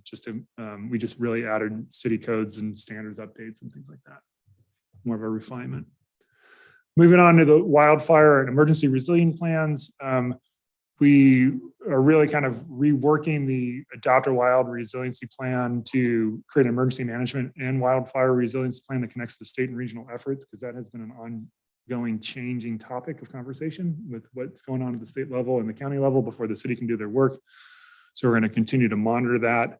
And then the other three items, I won't read them all. We felt those might be more applicable in a guiding principle list. Moving to the safety around creating equitable community engagement and around policing that promotes. No change to the advisory council for the police chief. And then we added a new one, kind of redefining what we're removing around creating a task force combining nonprofit, city and county, more of how do we partner to fund that mobile crisis intervention team, because there's more specificity around what we're doing. It's been developed over the past several months. Moving to investing in the delivery of city public safety services that align with the broader community values, plans, and visions. We continue to bring forward, maintain the response times and cardiac survivability rates, because that's a key indicator for fire and EMS. We added in this more specificity around the fire operating levy, like we've talked about trying to we want to bring that forward to the voters in May of 2023. And then we also brought in the revising the Bend municipal code in regards to camping within the public right of way. We felt that was an appropriate action to bring forward, and the discussions we've been having recently actually make that an action item under this goal. Was there discussion about using traffic cameras or piloting officer enforcement of Yeah, so traffic as a safety measure? Councilor Broad, To review those without having a sworn officer review it? yeah, so Councilor Broadman brought that up, and I know there was some legislation that was passed last session. That's a pretty big like we just need to update policies and equipment, and there's a lot of work. So that is an item that needs to be for the next biennial. We just don't have the staffing resources right now. It's an option, but I don't see that being something we could implement over this biennial budget. Okay. What's our cardiac survivability rate? 50%. I worry about maintaining that rate. That rate is so much higher than the national average, which was 10.7, I think, in 2016. That just makes me worry that, it's just it's not a sustainable rate, as much as it is fantastic. And yes, we want to lead the entire country in cardiac survivability, but is that something we can actually maintain through resources? Or did it just so happen that we had quite a few years where people who had heart attacks, I don't know. It was up to 70%. Right? How is that possible? What are we Well, doing? Putting a levy out and we're doing bridge funding and. Right. I think No, that's- I understand that. Yeah, no, that's what I've been asking about is, are we funding the right thing? Because we're bridge funding this great big engine. Eric and I were talking about that. And okay, thank you. And then we moved several of the action items in the guiding principle list. One of them I'll highlight is just we'll keep the protect quality of life with attention to issues such as noise and fireworks. We did revise the code around fireworks, so still think it's appropriate to keep those. We can keep those as principles, but there's no definitive action item on that right now. Around shared prosperity, so this is where we really got specific. So if you look at the removed action items, we're taking out develop land use and infrastructure plans for core, Southeast, Juniper Ridge, and the airport, and getting more specific in each one of those areas. Like we just talked about the tax incentive programs and urban renewal strategies for the core, trying to get the Southeast area, expansion area moving. We have several developers down there that want to get moving. There's some, as we've talked about, infrastructure limitations, and we're continuing to work with them. So the goal in the Southeast area is to actually get something to get approved and built down there and get moving. Out in Juniper Ridge, we're really focused on the RFP process for private developers to increase the industrial lot supply and construct needed infrastructure, not only for this increased number of lots, but also for the new public works campus that's going out there. We're looking at increasing the economic development capacity out at the airport, as well as continue to track funding for an air traffic control tower. When you think of economic development, there's a need for hangars out there, and we're trying to develop strategies on how do we bring additional hangars online. So we'll be talking about that over the next year. And then we added in a new one also around developing that kind of phase 2 ARPA funding allocation plan that supports the city's economic recovery. And then in the removed, we also removed update the city's economic opportunity analysis because we're just throwing that into the whole CFEC work plan. In terms of increased economic opportunity, advancement and resiliency, there's that ARPA funding. We're going to keep the leverage the city contracting employment opportunities and incentivize higher wages. That's going to stay in. But we're removing provide the direct assistance to businesses that have been most severely impacted by COVID, because hopefully it's a little bit in the rear view mirror, and we're focused now on the phase 2 of the ARPA funding on recovery. Broadband, I know it's something we were interested in. Is there any movement for assistance with that from the state or feds? I mean, I think that's where that's going to have to come from. Yeah, and we're actually participating in a work group that's being led by COIC on broadband. So we have staff at Ben Hempson and Stephanie Betteridge in my office are kind of partnering on that. So we are engaged in it's in the works, but we're not leading it. Great. All right, moving on to the next strategy around aligning and promoting the Economic Development Advisory Board strategic plan, still focused on childcare.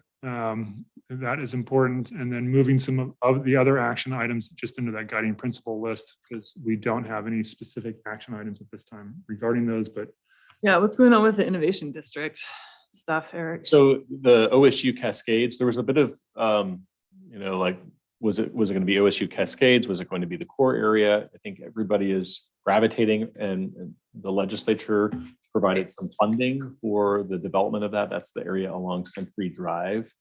It's being kind of that, there's a name for it, where the institution meets the business community and having kind of shared spaces, et cetera. So they have received funding for it.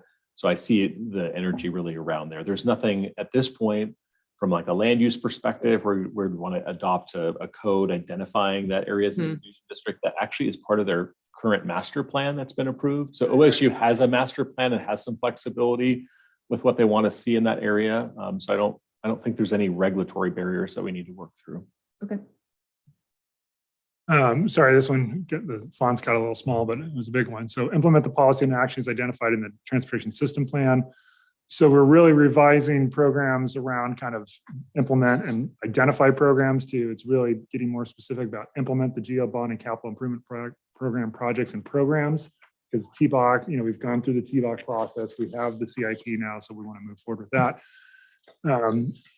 We're going to update the transportation system development charges, breaking that out as its own specific line item instead of combined in terms of funding. And then got more specific around transportation funding and evaluating the use of a transportation utility fee. That's where we're going to focus over the next 12 months and bring those conversations to council on, is this appropriate? If so, what do we want it to cover? What would that associated fee be? And get that, and see if there's interest to implement that over the next 12 months. On that point, I think what we want to do is been kind of thinking more about the sequence. We have both the SDC conversation and the transportation utility fee. So in order to really identify what the resource needs are, and we look at the bigger picture of transportation funding, the GEO bond was a big piece of that. There's other components that were all laid out in that financial strategy. Most likely kind of start with the SDC methodology and then determine what that top. But in the meantime, we're going to be doing some just informational kind of updates to council on our transportation operations and maintenance needs. That's actually happening next week in the work session. And we'll be doing some of that over the next couple of months. But in terms of a real in-depth conversation around the utility fee, probably going to be after the SDC work is launched, which is going to happen here shortly. Can we put a transportation utility fee onto the bill for hotels? So there would be the lodging tax and the transportation utility fee. Yeah, so the utility levied there. Utility fee would apply to anybody that's receiving that's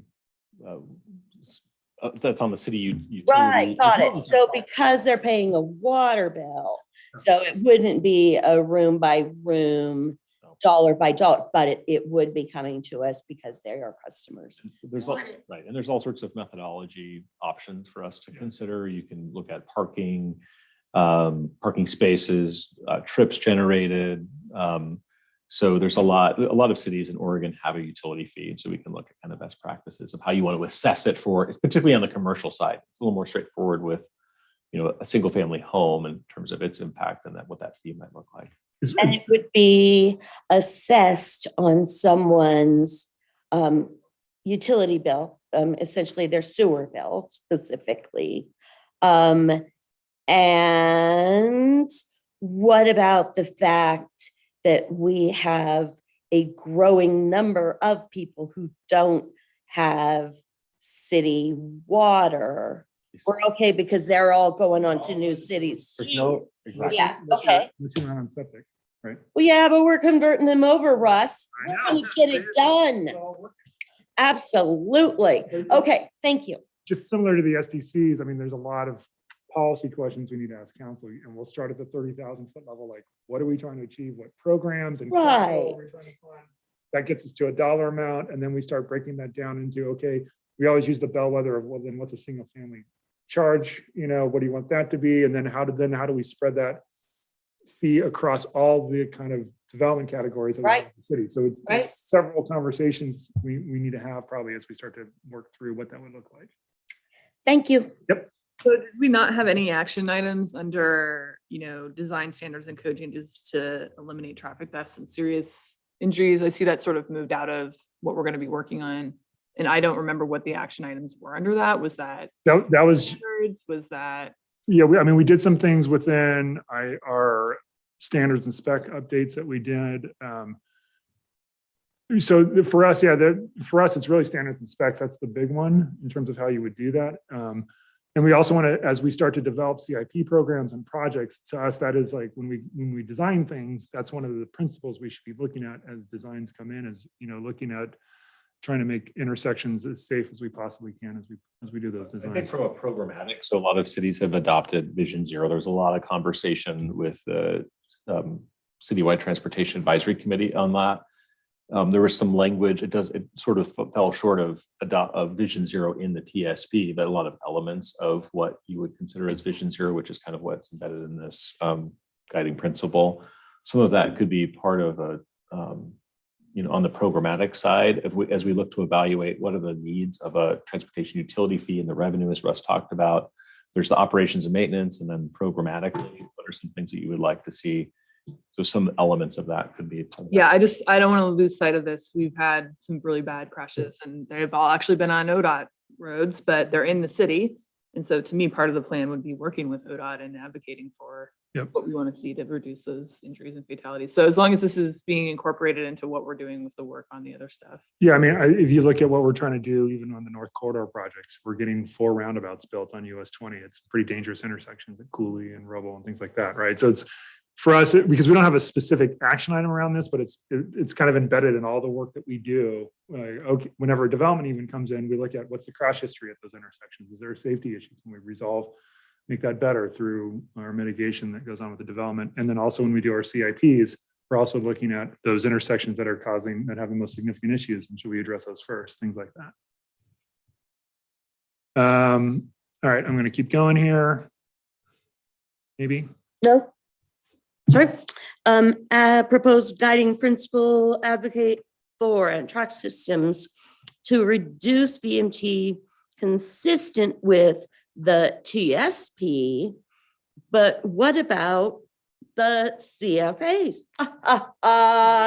It's going to be VMT. We're keeping this in as a guiding principle because I think we do.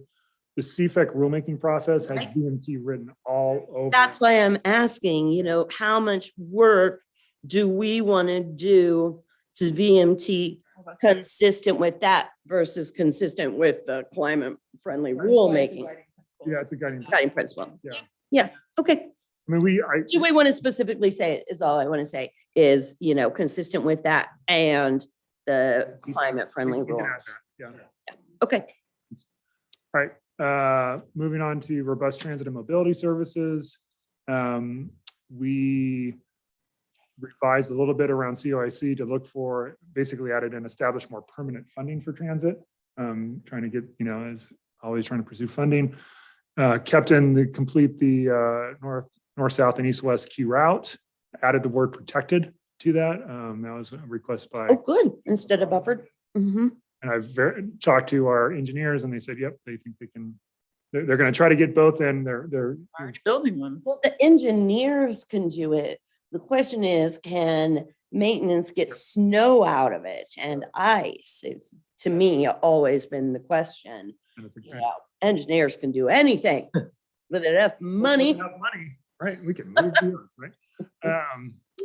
And then, when we looked at what we removed, really it was like implement a sidewalk program. That's going into the CFEC rulemaking process because there's rules now embedded in there around sidewalk programs. Oh, interesting. Within our climate friendly areas and also citywide. So we thought that was appropriate. Regarding water utility investments and water conservation, we added in under the first one, we added in the waste alternative analysis study, which is looking at what do we do with kind of some of the waste products that we're getting out at the WRF. There's a study going on right now, which is pretty big in terms of breweries and everybody else involved. So we just wanted to highlight that in a goal because that's going to be going on over the next 12 months. And then we added in the Midtown Crossing feasibility study and pursue funding opportunities because we thought that we got a little bit more specific about, we're spending a lot of time on that. It's probably an action item that should be identified. Why is that one under water utility investment? I will probably move that. Thank you. Move to the transportation one, but yeah. Yep. And then we are, in terms of removing an item, we are going to remove the stormwater master plan and move that into the next biennium. We just don't have the staffing resources with all the climate friendly stuff coming through right now. We want to be focused on that. And there may be some things coming out of that that may affect the stormwater master plan in terms of how we handle stormwater and in the core area. In terms of now moving to housing, the last goal, we added a new action item in around implementing that collaborative county city office.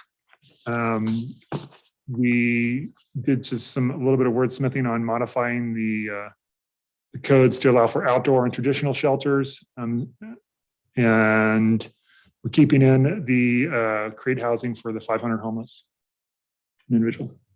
And then guiding principle was just continue to explore and increase funding for all those supportive services. We don't have any specific action items on that, but still a good guiding principle. For line infrastructure investments to create biddable land, really we don't have, we can keep the leverage project and the GeoBond and capital improvement plans as an action item. We're doing that already, but there's not a specific, it's when opportunities come in, we really look under that lens. And then moved the develop housing specific strategies in the core and southeast area into the other action items. And then for the supply of housing, kept the create 1,000 units of rent and affordable housing. We added in implementing the middle income housing programs that have been developed over the past 12 months, including such as ADU assistance and potential RFP process for project funding assistance. I know that the housing group is working on that. Added in a new action item around the Stevens Road track because that was never put in there to begin with, because that came in after the council goals were established. And then added another one around the affordable housing initiatives because we got specificity there, including 5-year consolidated plan for funding, the SDC exemption program, and the assessment they need to do of fair housing. And that is it. What? Super easy. So what I'd like to do, spend a couple of weeks with this. If you have questions, let us know. And then we can spend the latter half of May formatting this, getting you a clean version of this with, that we'll probably distribute through Eric for you to do a review and then come back at the second meeting in June for hopefully adoption of this. But again, these are your goals. I want to make sure that you're comfortable with them. This is just staff's first glance at them to figure out, is there a way that we can better organize and focus on what we're doing. Sounds good. Right? Yeah, thank you. Thank you. Got your work cut out for you there, sir. Just a couple things to do. That's all. As always, Barb, you keep us on our toes. Let's have a little coffee in me. Okay. All right, thank you. All right. Thanks. Thank you. Gail, I didn't mean to just glance over